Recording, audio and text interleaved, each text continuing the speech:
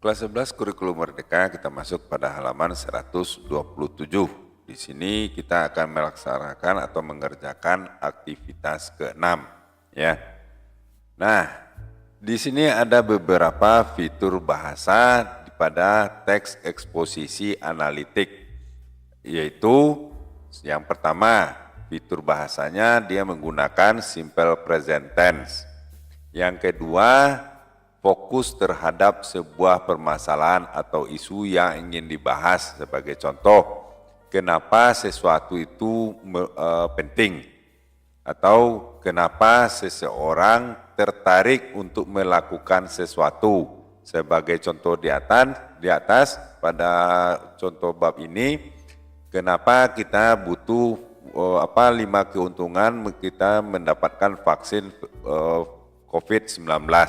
Nah, itu dia. Fokus terhadap satu permasalahan saja. Yang ketiga, ekspresinya atau ungkapannya untuk menyampaikan sebuah kepercayaan atau keyakinan ya, atau sebuah pendapat. Contoh, saya percaya, menurut saya, pendapat saya. Nah, seperti itu. Kemudian kata hubungnya untuk menghubungkan, untuk menunjukkan hubungan logis antar argumen yang diberikan.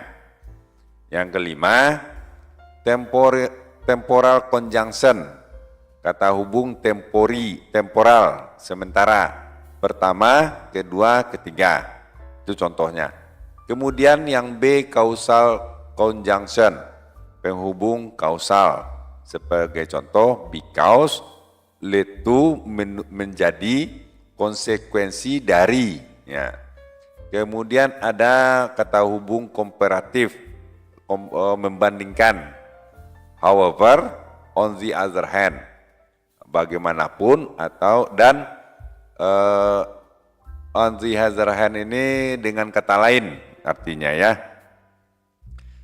Kemudian conjunction dalam menyimpulkan sebuah pernyataan. Nah, konsekuensinya oleh karena itu. Nah, itu dia. Kemudian ada yang kelima, itu modal verbs, yaitu start, develop, memulai, membangun. Yang keenam, proses yang saling terhubung, relational process.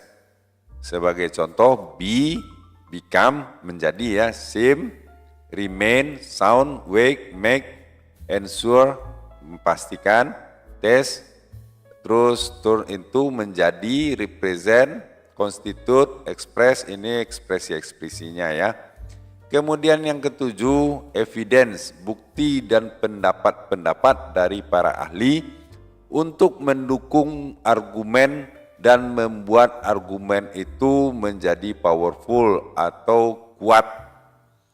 Kedelapan, ordinal number, nomor ordinal untuk urutan argumen-argumen yang diberikan. Contohnya pertama, kedua, ketiga, seperti kita lihat pada contoh benefit of getting a COVID-19 vaksin. Nah, itu dia. Kemudian kita lanjut. Perhatikan kembali pada teks berjudul Benefit of Getting a COVID-19 Vaksin. Ya, masing-masing argumen punya bukti pendukungnya masing-masing. Sekarang tulislah bukti pendukung dari argumen-argumen di bawah ini. Nah, ini ada diberikan argumen, kamu tugasnya adalah memberikan bukti pendukung menurut pendapat kamu, apa bukti pendukung yang cocok untuk argumen yang untuk 3 argumen yang diberikan ini. Apa saja argumen pertamanya, yaitu pandemik menyebabkan banyak orang kehilangan pekerjaannya. Nah, kamu buatlah bukti pendukung pertama, bukti pendukung keduanya apa. Argumen kedua, pandemik membuka pekerjaan baru ya. Nah, apa bukti pendukungnya? Bukti pendukung pertama, kedua. Yang argumen ketiga yaitu pandemik menyebabkan kebutuhan sekunder meningkat. Nah, apa saja argumen bukti pendukungnya. Dan nah di sini saya sudah membuatkan, mungkin bisa kamu pergunakan. Nah ini dia, ya ini untuk argumen pertama, ini supporting evidence pertama, ini kedua. Kemudian untuk argumen berikutnya pendoming ini supporting evidence pertama, ini supporting evidence kedua untuk open new job ya. Dan untuk argumen ketiga ini dia supporting evidence-nya yang pertama, dan ini supporting evidence untuk yang kedua. Barangkali bisa kalian menjadikan ini menjadi pedoman membuat supporting evidence untuk dirimu sendiri. Nah barangkali itu dulu untuk kali ini. Jangan lupa subscribe dan like videonya, mudah-mudahan bermanfaat. Sampai jumpa.